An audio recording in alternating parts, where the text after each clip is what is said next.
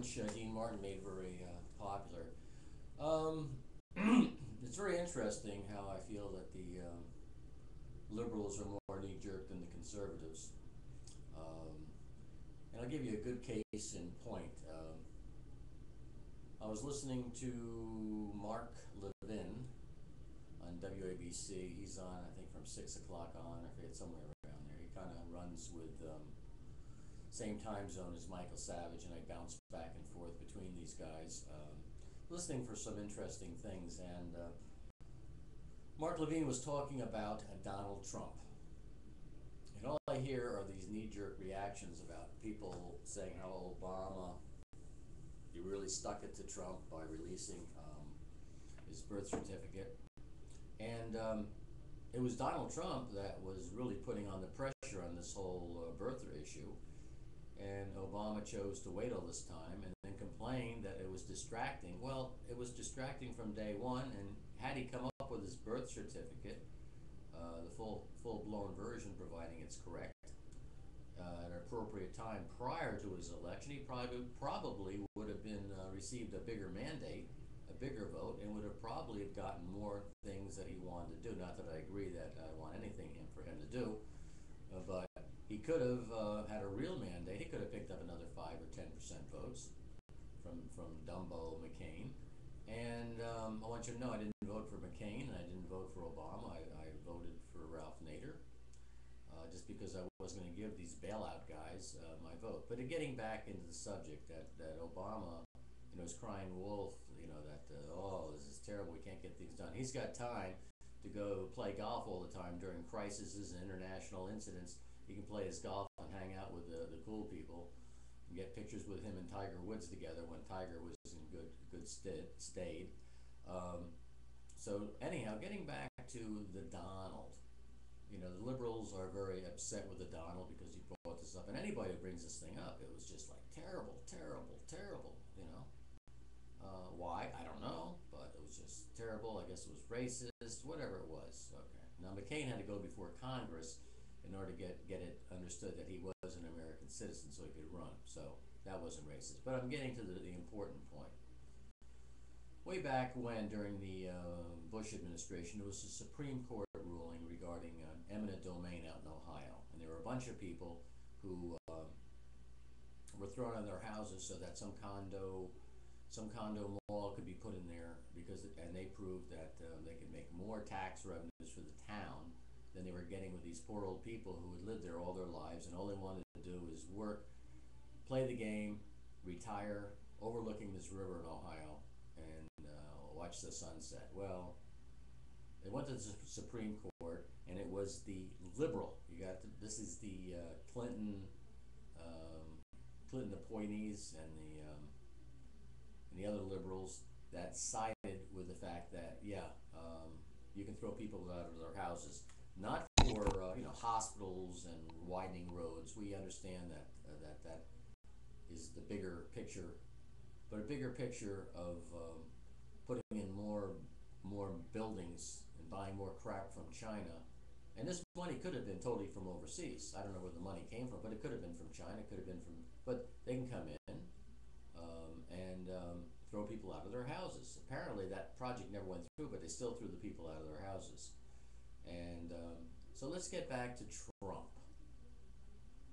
Now, instead of the liberals going after the guy for a real issue, just like they never went after Bush and Gonzalez and Sutton for the way they treated the guards. No one seemed to be too much concerned for the way the border guards got thrown in jail for, like, they were going to go to jail for 11 or 12 years for shooting a drug pusher, drug seller, importer, smuggler in the butt.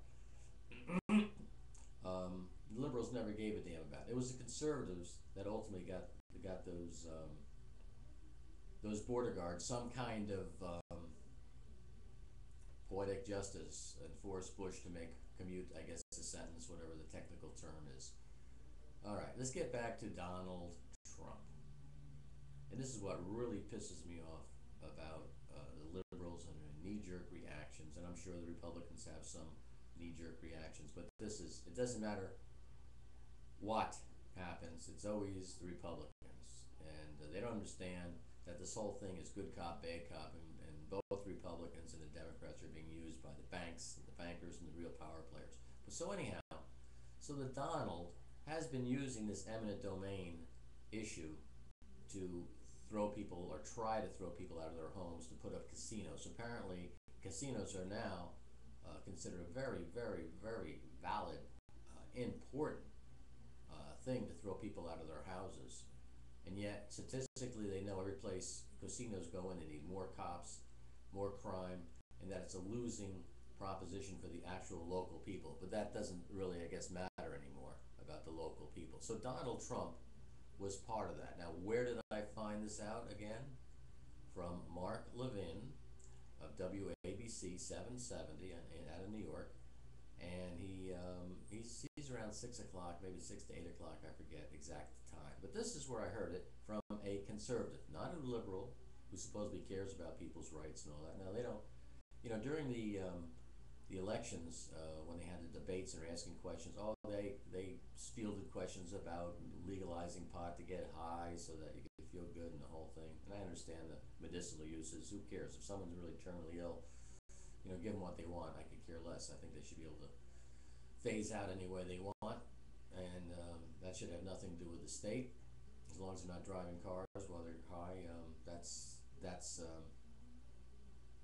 God bless them. But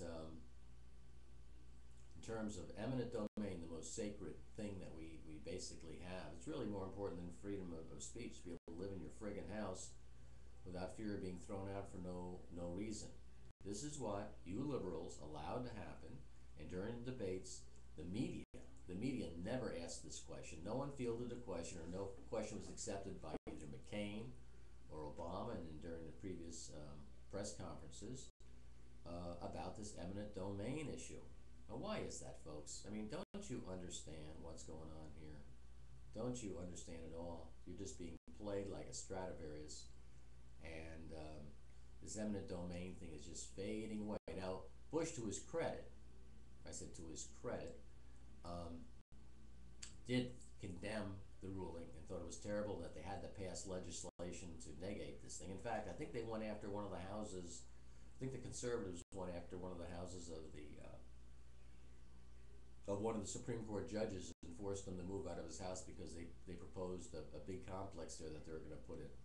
So this is what I heard. I don't know if it's true or not. So they basically let him know how it felt. Not that it mattered to him, probably. But this eminent domain thing, if you give a damn about anything, I know you're concerned about all these issues, very, very, very important issues, but eminent domain, which affects everybody who has a piece of the action, and even if you're a renter, you could be thrown out because of eminent domain. So, anyhow, that's what Mr. Trump, if you want to be pissed off at Mr. Trump, if you want to see his real character.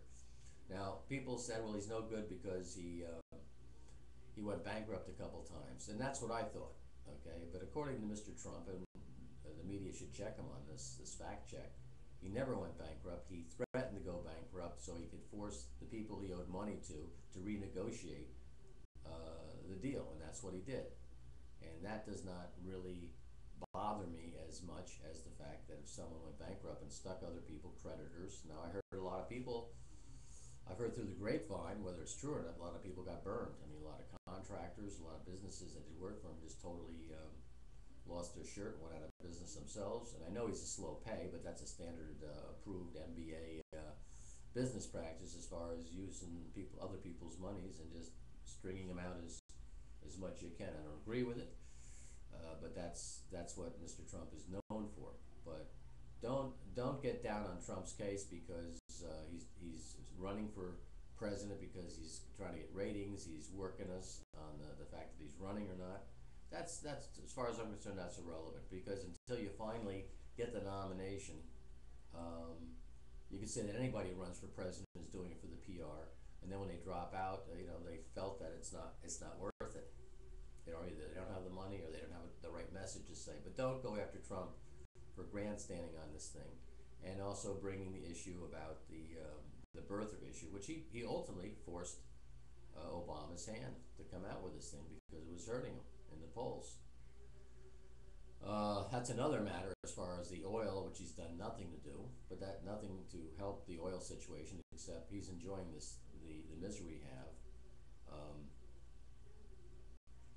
So go after Donald for the real reason, his true character, the fact that he tried to use eminent domain. Apparently, I understand, according to Mark Levine, he was ultimately defeated in some court on this thing because it wasn't I guess a big enough issue, but he attempted to use the eminent domain thing to throw some old lady out of her house.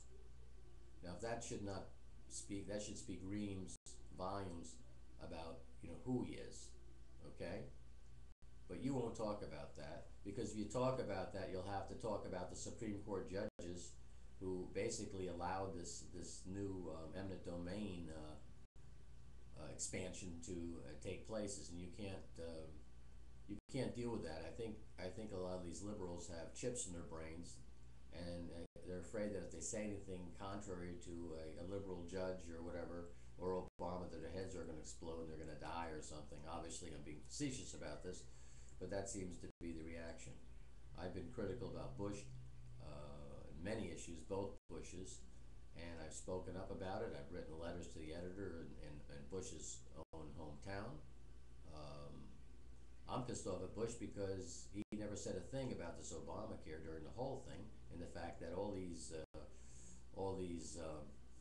high deductible insurance plans and medical savings accounts, which he touted as the answer to everything, he's never defended. These are going to all be eliminated. They're all going to be eliminated.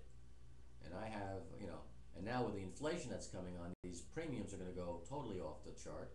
And I want to spend my money to live. I want to spend my money where I want to spend my money. And to say that I'm going to be a drain on society, being in a hospital on your money, is a bunch of bullshit. It means they're saying that I'm guilty. I'm not innocent before proven guilty. I'm guilty already. But anyhow, that's another issue. Enjoy the day, and call Obama out on that issue of eminent domain, and get confirmation from the media whether or not he actually went bankrupt and not just negotiated through the strength of using the threat of bankruptcy. All I want to know is the facts, folks, and I want to know the facts about the birther issue, and apparently now we know. I mean, but the problem is you guys didn't care. You couldn't care less. That's the problem. I care, and you don't.